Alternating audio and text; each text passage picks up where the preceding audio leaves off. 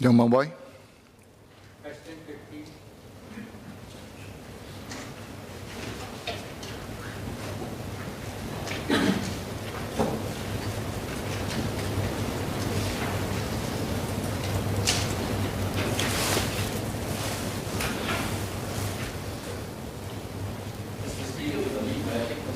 And 16 together. Yes, please. Sir, our principal consideration when addressing questions as to the use of copyright in our national songs and symbols is to ensure that we protect our ownership and interest in our national songs and symbols, as well as to promote the dignified use and respectful use of them. To address Mr. Leong Man Wai's question about the actions the Ministry has taken to protect Singapore's copyright in the case of a composer plagiarizing the song Count on Me Singapore, let me set out details of this incident. We first received feedback that the song, We Can Achieve, was featured in several videos, some of which were of school children, apparently from India, singing the song. This song was almost identical to Count on Me Singapore, save for minor differences such as replacing the word Singapore with India, and a line in the song which goes, "We are told no dreams to hold that we can strive for." In the videos, the students appeared to be expressing their love for their country, and the song was not disrespectfully treated. The publisher of the song, We Can Achieve, subsequently came forward to acknowledge that the song seemed to be substantially copied from Count on Me Singapore and apologized for it, as well as removed it from their platforms. We did not believe that there was any ill will or malice intended, and hence accepted this apology. Shortly after, one Mr. Joey Mendoza, he then alleged that he had, in fact, was the one who wrote the song We Can Achieve in 1983. This was an untenable assertion, given that this song, as I mentioned earlier, was practically identical to Count on Me Singapore. If his claim was right, it would be a direct affront to our own ownership and interest in the national song Count on Me Singapore. We thus pressed Mr. Mendoza to substantiate his claims. If he could not, then he should withdraw them. We were prepared to initiate legal proceedings, if necessary, to protect our position. At the same time, we also undertook extensive fact-checking in Singapore and in India to refute Mr. Mendoza's claims. We obtained confirmation of contemporaneous and documentary evidence of the writing of the song Count on Me Singapore. Mr. Jeremy Montero, a respected musician and cultural medallion recipient, was witness to the events at the material time contemporaneously.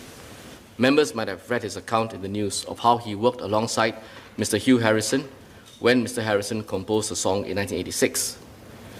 In response to our request for proof of his claim and to substantiate his position, Mr. Mendoza then changed his position. He subsequently withdrew his claims. He admitted that he had no evidence to support his claims and confirmed the following in writing: that he unconditionally and irrevocably withdraws all claims to the lyrics and music of the song We Can Achieve, which he recognizes is similar to Count on Me Singapore. That he had informed all his associates and networks of the above, and also instructed all social media platforms to pull down the song We Can Achieve with immediate effect. And that he had no intention of attacking the integrity or professionalism of Mr. Harrison, the original composer of Count on Me Singapore. Mr. Mendoza's admissions leaves no doubt that Count on Me Singapore was written by Mr. Harrison, and that the rights and ownership in the national song remain with us. Mr. Mendoza also wrote to us to confirm that the song We Can Achieve has been taken down from known networks and platforms. We have thus let the matter rest on this basis. Sir, our national songs hold a special place in the hearts of Singaporeans. MCCY takes any challenge to our proprietary rights and interest in our national songs and symbols very seriously, and we will take the necessary steps to protect them. The current legal position for our national songs and symbols includes the Singapore Arms and Flag and National Anthem legislation, the SAFNA as we call it in short, as well as the Copyright Act. The legislation around the use of the national symbols and the government's stance on copyright of the national songs are intended to prevent misuse that might diminish or denigrate the standing of such symbols and songs. At the same time, we should not take umbrage at every such use and resort to legal remedies each time. A careful judgment is made in each case as to whether, and if so, what action is to be taken along the considerations which I have outlined above. To Mr. Gerald Giam's question on whether the government regularly checks for possible infringements of our symbols, the ministry monitors reports on the use of the national songs and symbols by the media, does online censing, and also takes public feedback. Our symbols have generally been treated with respect and dignity. There have been rare cases of flag burning, which usually involve other forms of misconduct and were dealt with swiftly under the appropriate regulations in the penal code. Mr. Giam may be aware that MCCY first announced in September 2020 that it had initiated a review of the rules governing the national symbols. We're also looking into whether there's a need to enhance IP protection for our symbols. Honoring and respecting our symbols, however, is not something that is achieved only by legal regimes or protecting copyright. We must also cultivate and sustain a strong connection and respect that Singaporeans feel for symbols and songs. All of us have a part to play in upholding our symbols and passing them down to future generations. And to that end, MCCY has convened a citizens' work group on our national symbols to seek the public's feedback and views on this review, because these symbols indeed belong to all of us.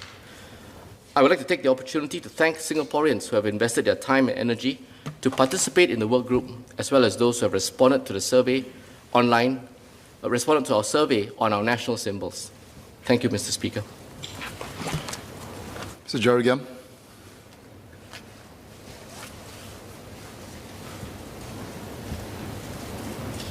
Thank you, Mr. Speaker. Thank the Minister for the reply. Our national songs were written by various composers, both local and foreign. Some of whom were working for advertising agencies contracted by the government. Can I confirm that the government holds the exclusive copyright to the music and lyrics for all our national songs, such that none of these composers or advertising agencies can claim ownership, whether now or in the future? And secondly, if the government holds this exclusive copyright, do groups and individuals need to seek permission from the government to perform the copyrighted work publicly, whether in Singapore or overseas?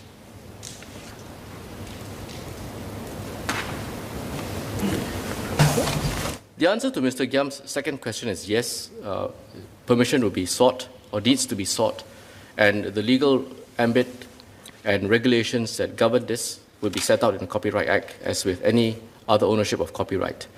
As for Mr. Giam's first question, most of the songs which were written by third parties, the copyright is with the government. There are some other arrangements where the copyright in the composer and the lyricist might be different, but in all such situations, it's either owned by the government or managed by the government, and to that extent, permission would be sought before any third party uses or performs these songs on any other platform.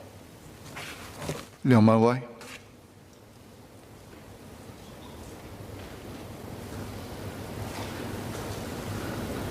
Thank you, Speaker. Thank you, Minister, for the clarification. I have two questions. One is, when the FCCI put up the first statement on imitation is the best form of flattery, was it before Mr. Mendoza came out to claim his rights, or before he came out to claim his rights? Second question is, since Mr. Mendoza had came out originally to claim his rights, so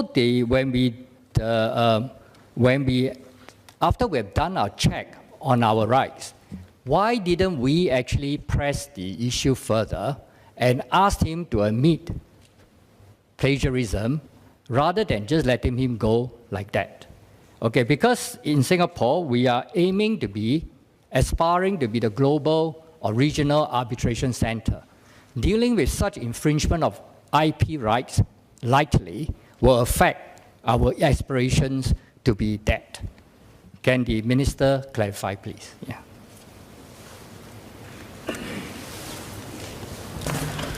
On Mr. Leong's first question, the original post by MCCY was before Mr. Mendoza surfaced.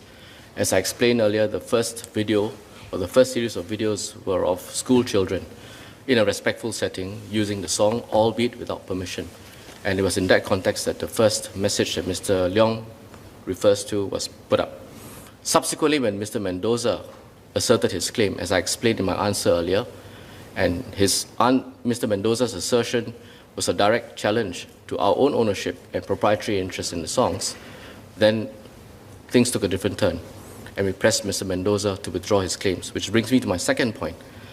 As I explained earlier, Mr. Mendoza did in fact admit that he has no ownership interest. He's got no evidence to substantiate his position that he lays any claim to the song.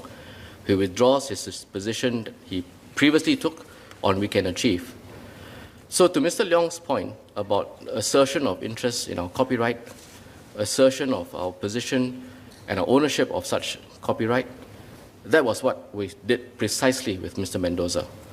Mr. Leong should not also confuse asserting our rights with necessarily taking legal action, legal proceedings. They're not necessarily the same thing.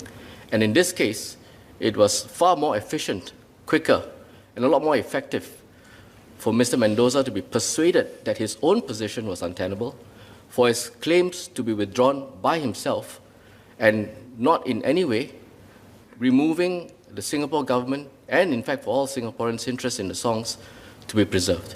That, I believe, in this context, was a far more efficient outcome that was achieved in a matter of several days, as opposed to being caught up in protracted legal action, which could potentially take a fairly long period of time.